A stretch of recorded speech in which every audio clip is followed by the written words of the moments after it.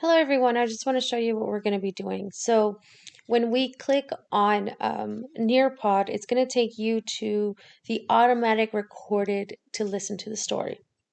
Please listen, follow along as it's read to you, okay? It's going to help you. So right now I'm showing you the preview of what I made. So we're going to continue, okay? So after you listen, of course this is a YouTube, but after you listen to it, you'll be able to go to the next section.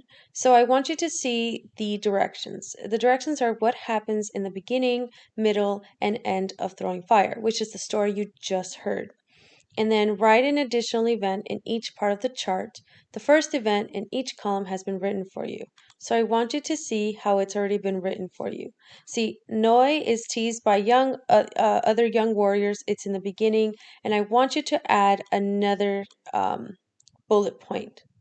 I would use text and I would just move it over and then I would type something in there. And you can type whatever. So I think the next thing that happened, or you can even use sentence starters. So in the beginning, which we have in our classroom, so in the beginning, and then you fill in the blank.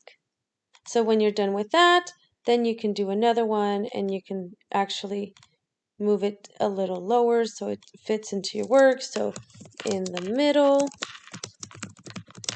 as well as in the end. And you would put it all in here. And it fits perfectly. All you have to do is maneuver your mouse and make it work. But for the most part, I just want one detail for each.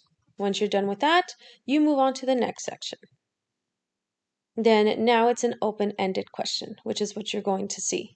So it says, what obstacle does Noah face in throwing fire? How does he deal with it? If you need to listen to it again, the recording is here, and you're supposed to answer this. So the obstacle that Noah faces in throwing fire is, and then you write whatever obstacle it is, of course, and then make sure you answer both questions in order to get that understanding that you know how to answer this question.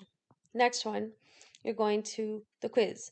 So you're going to take this quiz the best of your ability and then hit next once you are done. So I'm going to go to the next section, next open-ended question.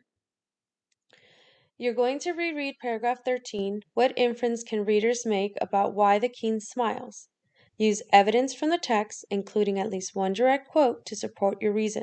If you need to listen to it again, it's recorded here, but you're going to type in what inference can readers make about. So, in inference, readers can understand, oops, I spelled understand incorrectly, is, and then you write about why the king about why the king smiles is, and then you write in whatever you think it is. Of course, make sure you use evidence, so make sure you use at least one direct quote that you are copying from the story, okay? Next, after you're done with that, you're going to compare and contrast, okay? So how is Noah different from the other warriors? Complete the chart to contrast their traits and actions. So I already started with other warriors. I just need you to tell me about Noah. Give me some fun facts, please. Okay? Complete sentences or details as much as you can. After you're done with that, we're going to the open-ended question, and that's the last slide. Noah and the king are opposites in many ways, but they also have something important in common. Compare and contrast the traits and actions of these two characters using details from the text. So I want you to look at the writing checklist. I want you to complete these 4 and do the best you can. Detailed as much as you can, okay? Do well. I love you guys.